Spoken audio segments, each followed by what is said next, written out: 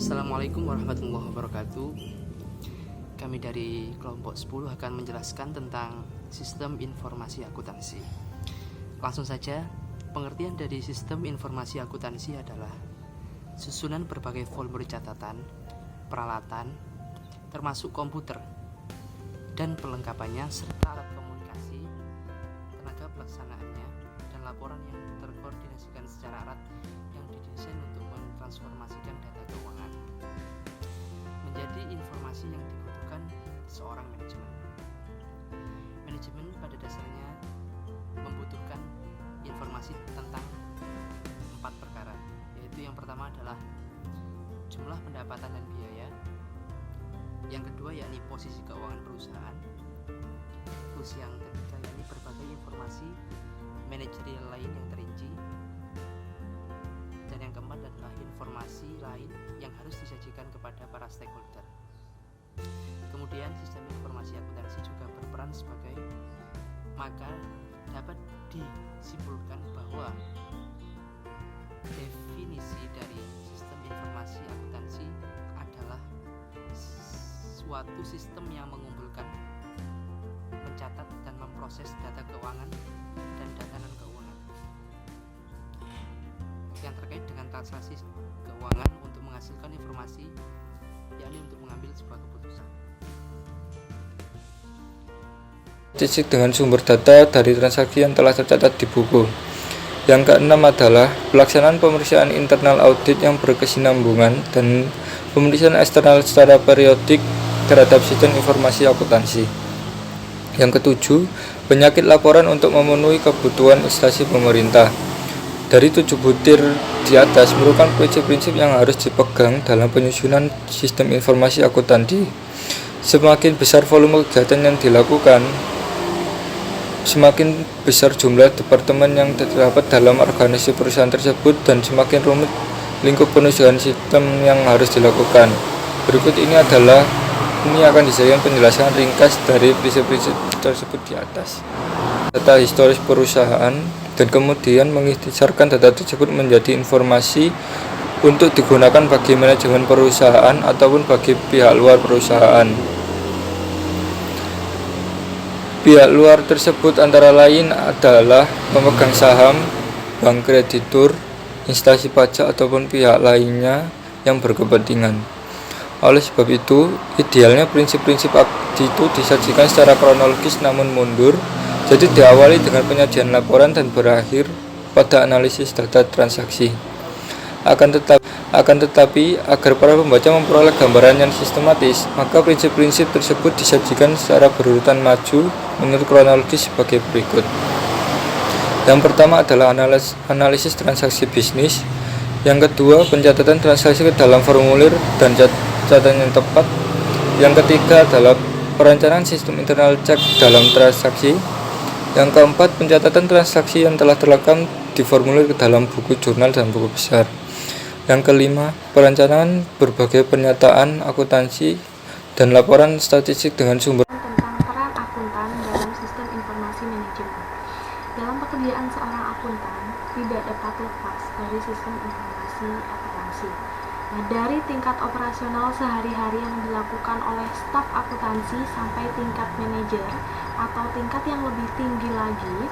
Nah, untuk itu peranan akuntan ini sangat dibutuhkan dalam sistem informasi akuntansi karena yang mengetahui prinsip dari akuntansi itu sendiri adalah seorang akuntan. Nah, begitu pula yang menggunakan hasil dari sistem informasi akuntansi itu, yaitu seorang akuntan itu sendiri. Nah, di sini peranan akuntan dalam sistem informasi akuntansi dikelompokkan. Yang ketiga yaitu akuntan sebagai auditor eksternal. Di sini akuntan sebagai auditor eksternal di sini harus mengetahui sistem informasi akuntansi ini sebelum melakukan auditor atas laporan keuangan itu. Karena sistem informasi akuntansi yang akan memproduksi laporan keuangan, dengan mengertinya sistem ini, jadi auditor eksternal ini dapat menentukan ruang lingkup audit ini dan keyakinan atas laporan keuangan yang nanti dihasilkan oleh perusahaan itu. Nah, selain itu, auditor eksternal ini akan memberikan masukan perbaikan kepada di sistem informasi ini kepada manajemen dalam bentuk manajemen laporan.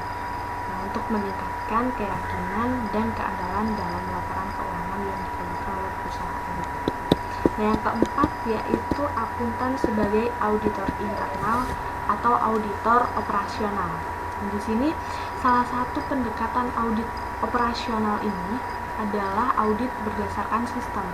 Nah, jadi sistem informasi akuntansi ini sangat berperan bagi internal auditor untuk mengetahui kondisi dan penyimpangan yang terjadi di dalam perusahaan itu di catatan keuangan yang nantinya akuntan buat. Jadi selain itu, sistem informasi akuntansi sebagai tolak ukur untuk melihat apakah terjadi inefisiensi, tidak efisien, atau tidak efektif. Jadi dalam operasi perusahaan itu. Nah, auditor internal ini dalam laporannya akan memberikan rekomendasi perbaikan nantinya atau pengembangan prosedur atau sistem yang tujuannya untuk pastinya untuk meningkatkan efisiensi dan efektivitas dengan internal kontrol yang cukup memadai.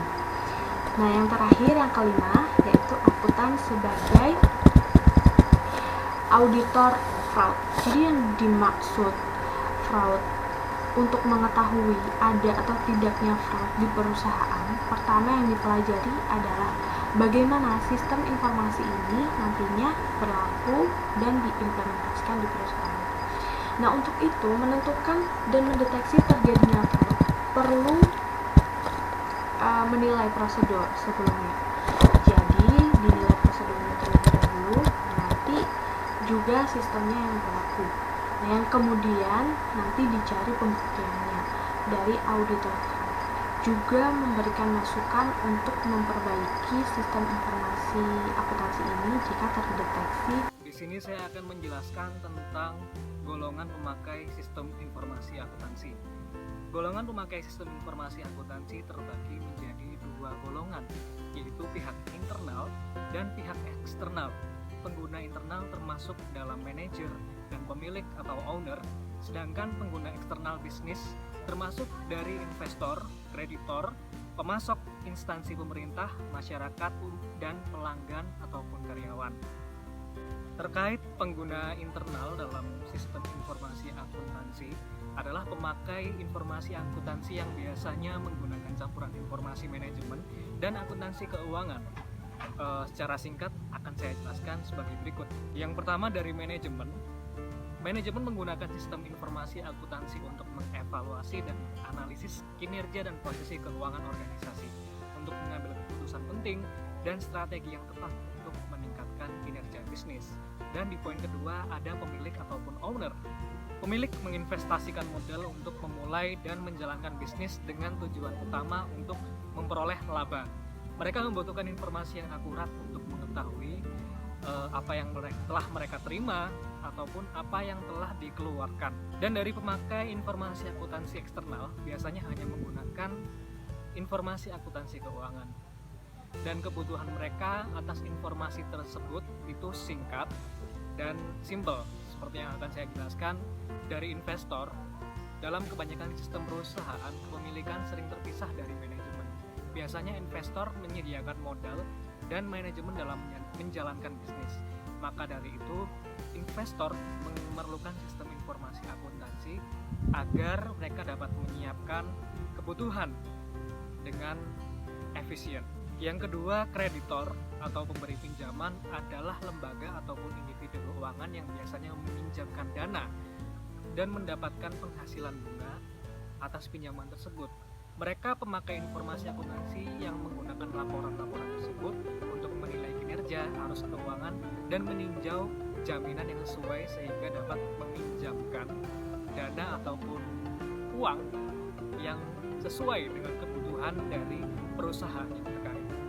Begitulah penjelasan dan gambaran singkat yang dapat saya jelaskan. Mohon maaf jika terdapat banyak salah, dan saya ucapkan terima kasih sebanyak-banyaknya kepada Ibu Lailatul Farida yang telah sabar, yang telah baik hati membimbing kami dalam belajar